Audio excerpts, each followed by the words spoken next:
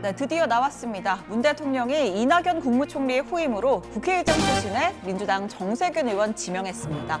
지난 법무장관 때처럼 총리 인선만 발표하는 원포인트 개각이었는데 문 대통령이 직접 춘추관에서 발표를 했습니다.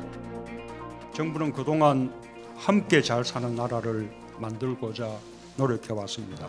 무엇보다 중요한 것은 통합과 화합으로 국민의 힘을 하나로 모으고 국민들께서 변화를 체감하실 수 있도록 민생과 경제에서 성과를 이뤄내는 일입니다. 이러한 시대적 요구에 가장 잘 맞는 적임자가 정세균 후보자라고 판단했습니다. 자, 그런데 사실 다 아시다시피 정 전 의장의 가장 유력한 총리 후보는 아니었습니다. 같은 당의 김진표 의원이 1순위였는데요. 다만 진보 시민단체 등 핵심 지지층의 반발에 결국 고사하면서 정세균 카드가 급부상했습니다. 민간 경험, 정치 경험이 풍부한 데다가 상대적으로 친문 색채가 적어서 협치 총리 컨셉에도 적합하다는 평가입니다. 정세균 후보자는 우선 경제를 잘 아는 분입니다. 성공한 실물 경제인 출신이며 참여정부 산업부 장관으로 수출 3천억 불 시대를 열었습니다. 또한 6선의 국회의원으로 당대표와 국회의장을 역임한 풍부한 경륜과 정치력을 갖춘 분입니다. 온화한 인품으로 대화와 타협을 중시하며 항상 경청의 정치를 펼쳐왔습니다.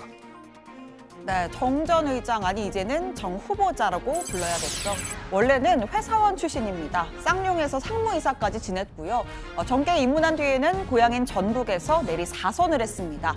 이후에 서울 종로로 지역구로 옮겨 15대부터 20대까지 총 6선 의원이 됐습니다. 이 지역구로 옮겨서 당선되는 것 그만큼 경쟁력이 있다는 의미고요. 특히나 정치 1번지로 꼽히는 종로에서 정말 쉽지 않은 일입니다.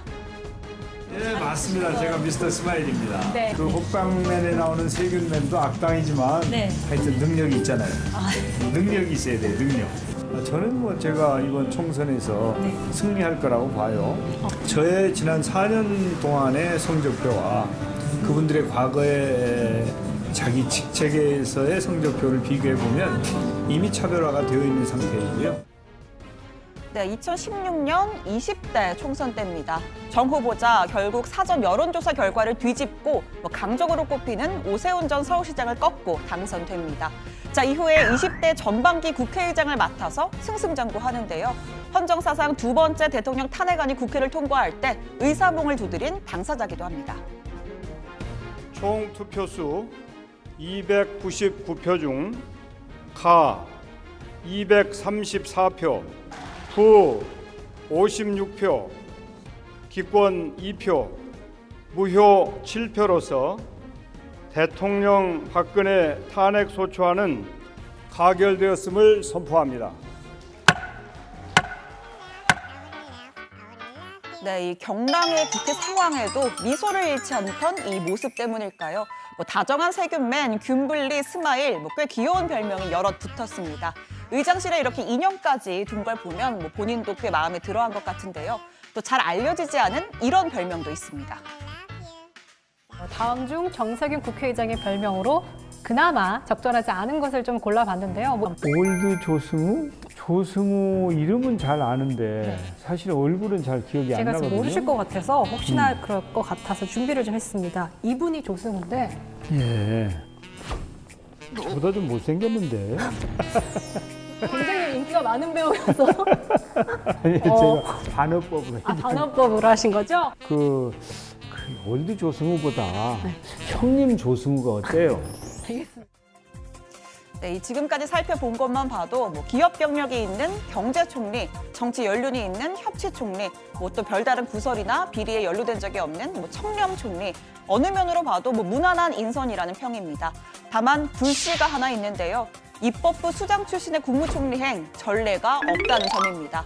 국회 내의 반발은 차치하고 당장 본인부터가 총리직을 고심한 가장 큰 이유일 겁니다. 양반장이 찰떡 같은 비유 잠깐 다시 보시죠. 당장 본인부터 마뜩차나 한다는 거죠. 자, 국회의장 지냈습니다. 국회의장 3부요인 의전서열, 국가의전서열 2위입니다.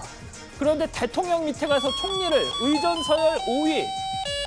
이 윷놀이로 치면 이거 백도죠, 백도. 예, 실제 정 의원도 주변에 국회의장 하다가 어떻게 총리를 가냐, 뭐 이런 얘기를 주변에 여러 번 했다는 겁니다. 또 국회로부터 입법부를 행정부 아래에 두느냐라는 반발을 살 수가 있습니다. 지명설에 힘이 실리면서 일부 야당 의원들은 공개적으로 반대 목소리를 냈는데요. 대한신당의 천정배 의원, 입법부 수장을 했던 사람을 행정부의 2인자로 삼겠다니 삼권 분립의 정신을 이렇게 짓밟아도 되냐? 유신 독재 시절에나 있음직한 발상이다. 자, 이런 식이라면 인준투표 때 반대표를 던질 수밖에 없다라고 말했습니다. 자, 총리로 임명이 되기 위해선 국회 인준 절차를 거쳐야 합니다.